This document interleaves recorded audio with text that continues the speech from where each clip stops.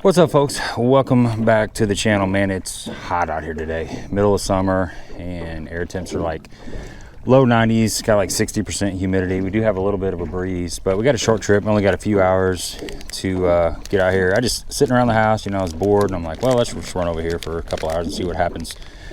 We're gonna do something a little bit different today.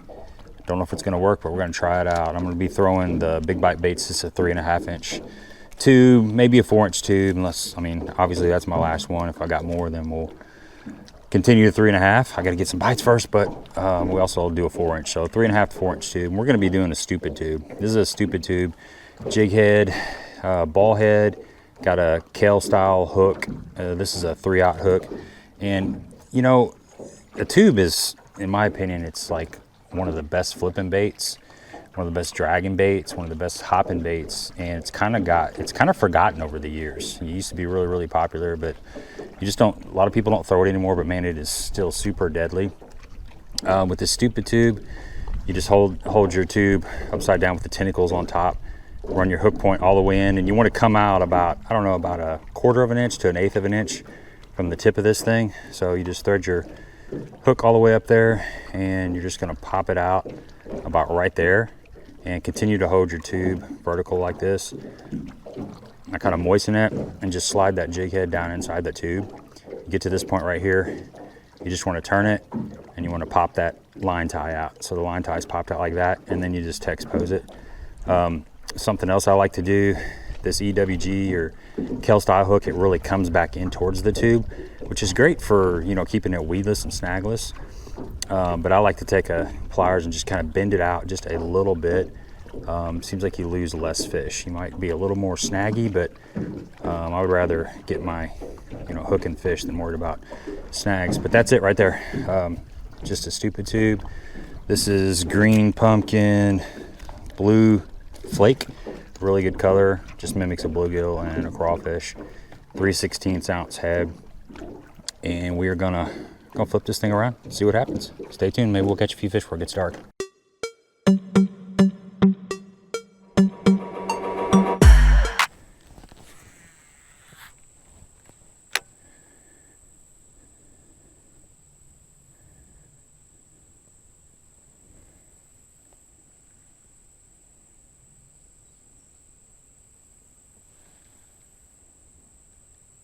Uh-oh. Might be a fish.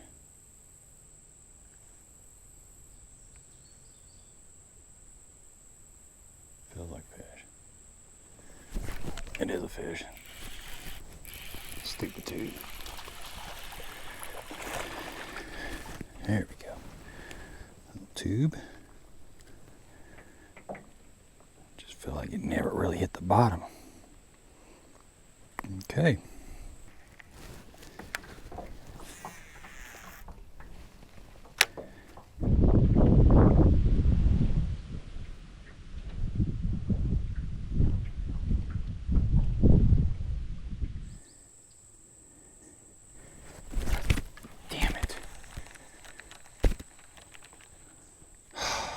Good fish, I broke them off.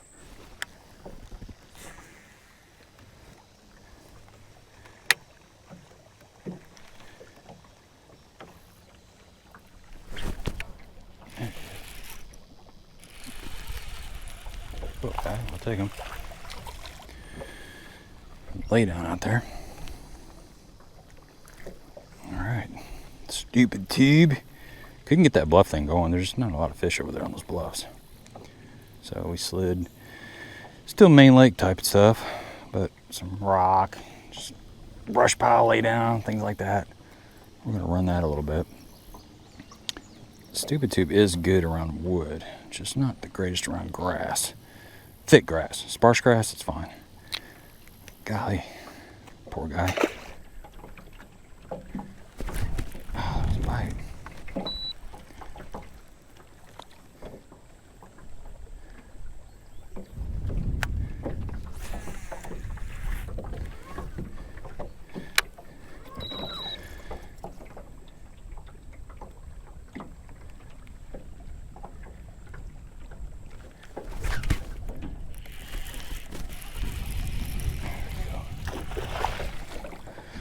One.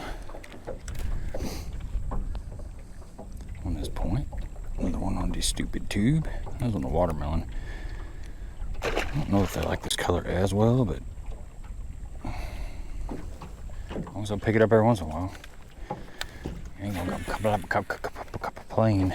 Unfortunately, with the stupid tube, every time you tear up your tube, you gotta retie, which that's kind of good because this tube does take a lot of beating. The knot takes a lot of beating down there, so it does force you to retie. We ran out of 3.5 inch green pumpkin blue, so we're throwing like a 4 inch. This is watermelon candy, which watermelon candy is a great color. It's one of my favorite colors. So we'll see if it makes a difference, or if it, whatever it does, is this tube's a little bit more slender. No, the 3.5 inch is kind of short, stubby, and fat. This is a little bit longer, but still got that jig head on the inside, and still same presentation.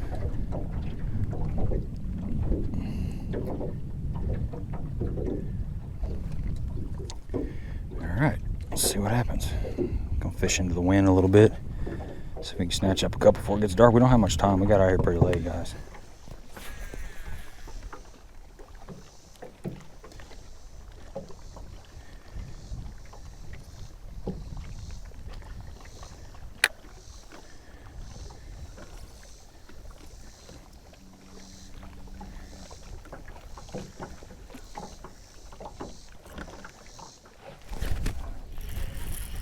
There he is. Let's make it deep. Okay.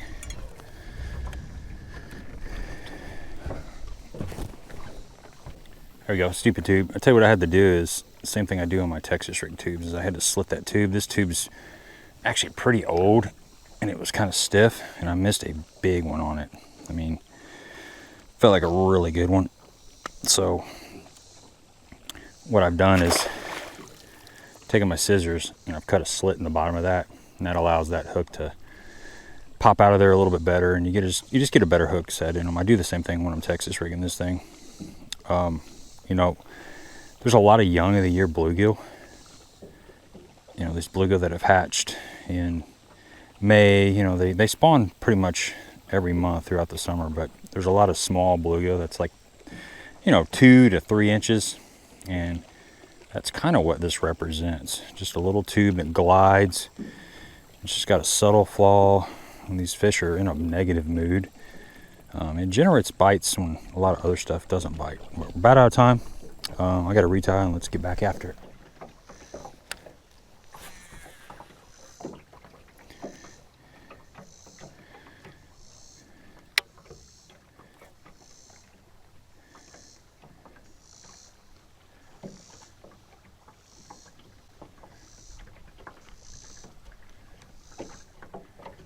Uh-oh, that's a bite. Got him.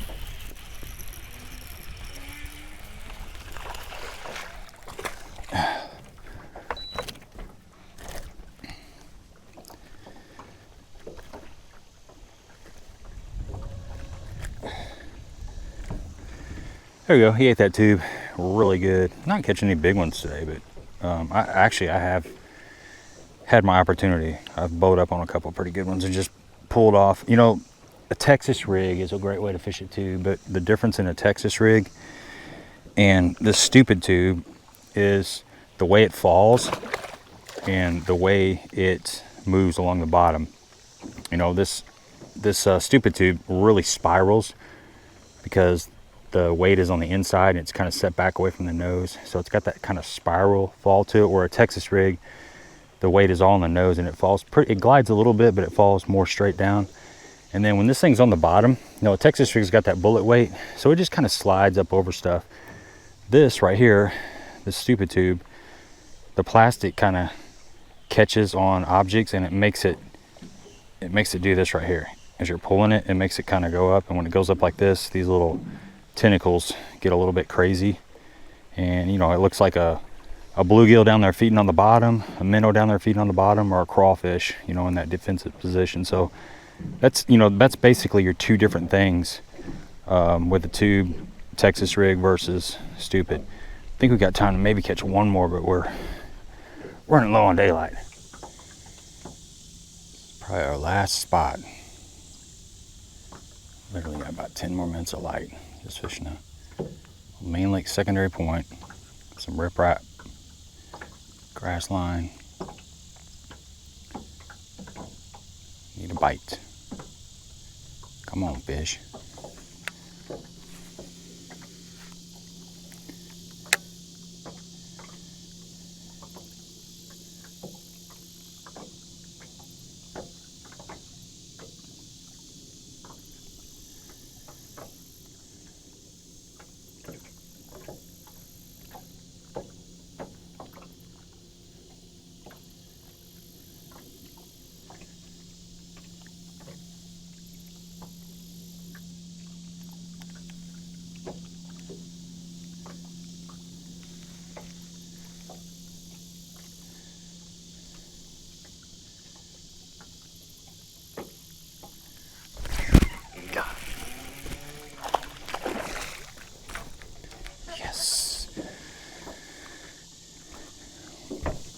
All right, folks, it's gonna wrap it up, man. We ran out of time.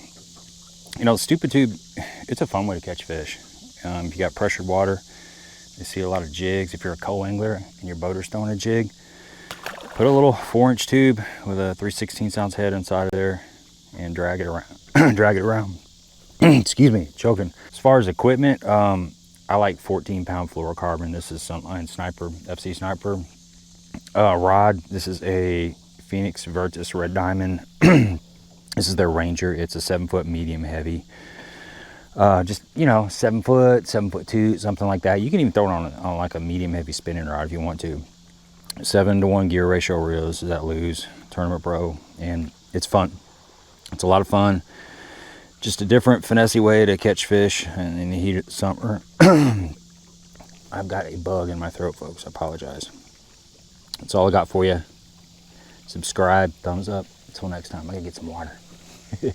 And I gotta put this boat back on the trailer.